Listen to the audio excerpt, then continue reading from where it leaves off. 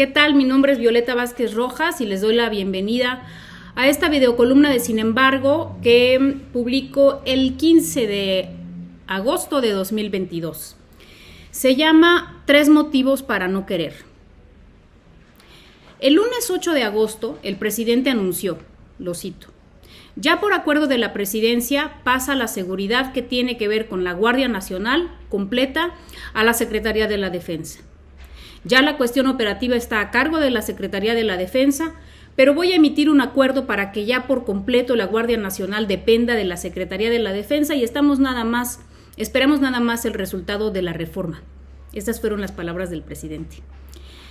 La idea, a partir de entonces, ha sido que, dado que los partidos de oposición se declararon en moratoria constitucional y adelantaron su rechazo a cualquier reforma legislativa que propongan el presidente o su partido, el presidente buscará la manera de modificar el mando civil de la Guardia Nacional e incorporarla a la Secretaría de la Defensa Nacional por vía ya sea de un decreto o de una modificación de ley que para aprobarse no requeriría de mayoría calificada en el Congreso. Como ya es costumbre, la propuesta de López Obrador no ha sido bien recibida por los sectores opositores, pero también ha sido vista con recelo incluso por algunos de sus simpatizantes. La razón es un poco más compleja que el tradicional acto reflejo de quienes rechazan sin examinar cualquier cosa que proponga el presidente.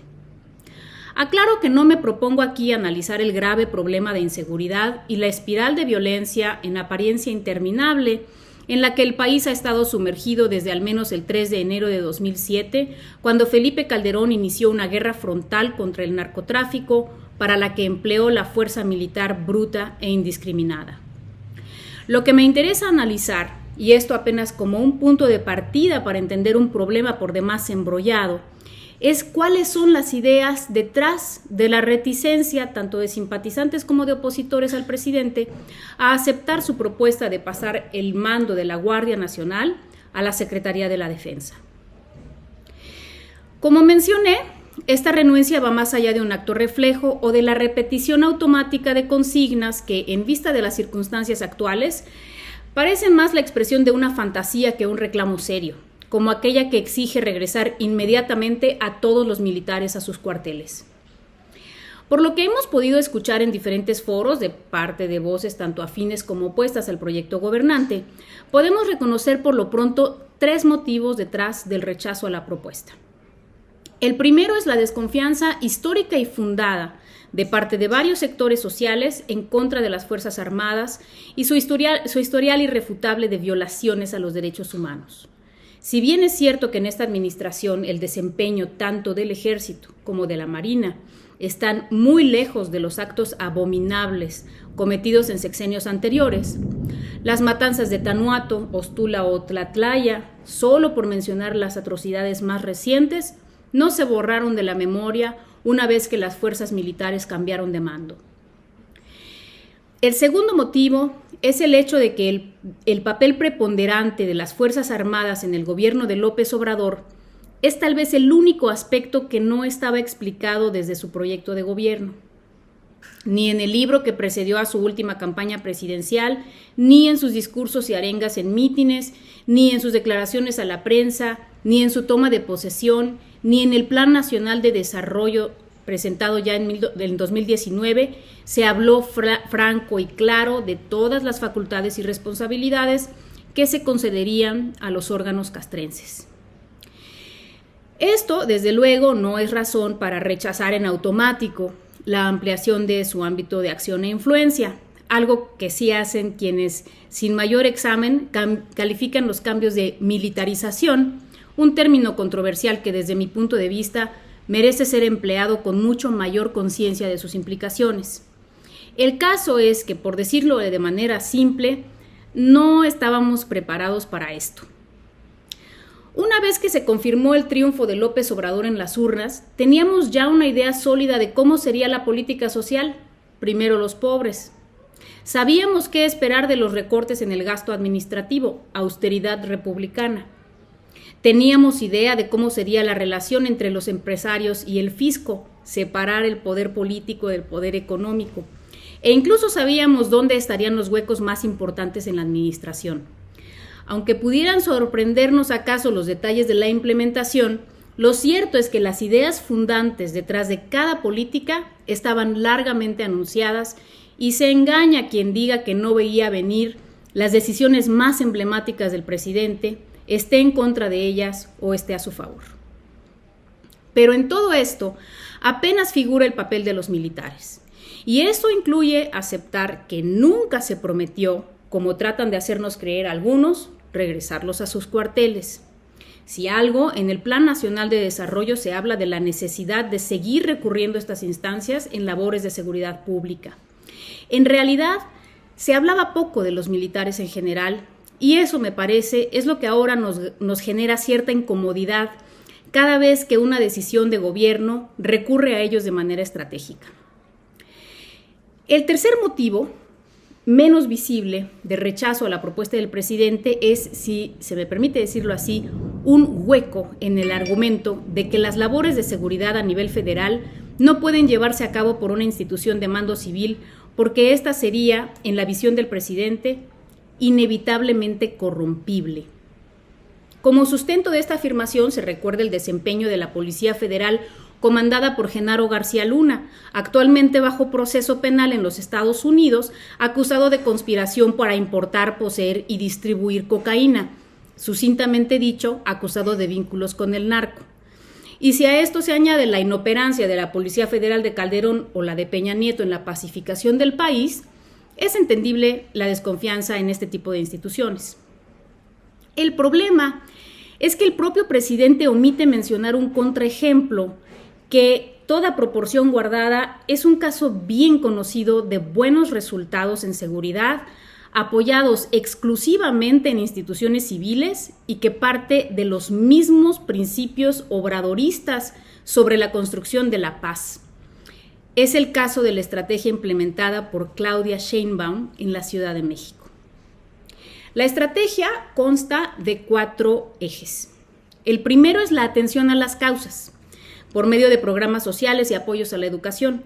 Aquí se incluyen programas como Barrio Adentro, en el que los servidores públicos recorren casa por casa las zonas de mayor delincuencia y marginación social para identificar focos de violencia, o programas como Reconecta, diseñado para reincorporar a primeros infractores a labores productivas. El segundo eje es el desarrollo policial, un proyecto llamado Más y Mejor Policía, y que, como explica su encargada Marcela Figueroa, se basa en la Ley General del Sistema Nacional de Seguridad Pública de 2009. Esa ley, a su vez, contempla 5 ejes. 1, la carrera policial. 2, la profesionalización de la policía. 3, la certificación. 4, el régimen disciplinario. Y 5, la seguridad social. El tercer eje de la estrategia es el de dotar a la policía capitalina con facultades de investigación. Anteriormente, las labores de investigación estaban concentradas en la Fiscalía y los elementos de la Secretaría de Seguridad solo podían hacer detenciones en flagrancia o con una orden del juez.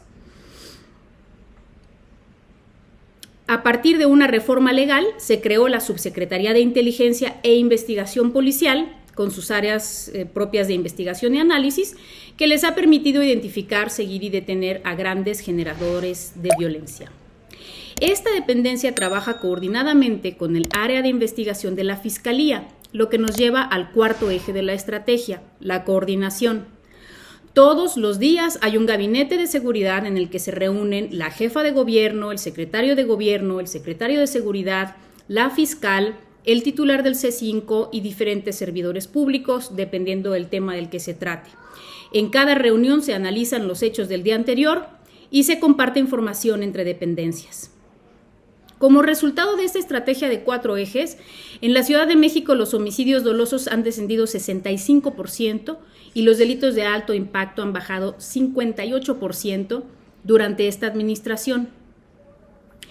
El primero y el cuarto ejes de esta estrategia no son diferentes de los propuestos desde hace años por López Obrador como su propia política de pacificación: atacar las causas que generan la violencia, por un lado, erradicar la corrupción en las instituciones y coordinar las dependencias encargadas de la seguridad.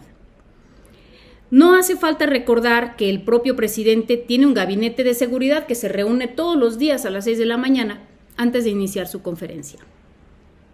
Las estrategias contrastan en que mientras que a nivel federal se recurre a instituciones militares, en parte para aprovechar tanto sus recursos materiales como los inmateriales, en la Ciudad de México se apostó, pues tampoco quedaba de otra, a reformar desde sus mandos y hasta sus bases a toda la policía. Se implementaron controles de confianza y sanciones a mandos corruptos o denunciados por abusos, pero también sistemas de reconocimiento de méritos, profesionalización universitaria y capacitación. Los salarios de las y los policías de base aumentaron más de 45% en 3 años. Y aunque se podría argumentar que una policía estatal no se compara ni en responsabilidades ni en tamaño con las demandas que enfrenta la seguridad pública a nivel nacional, hay que recordar que la Policía de la Ciudad de México, con sus 37,000 elementos, 80,000 si contamos la policía bancaria e industrial, conforma el 30% de la fuerza policial de nivel estatal de todo el país y en este mismo nivel es la policía más grande de América Latina.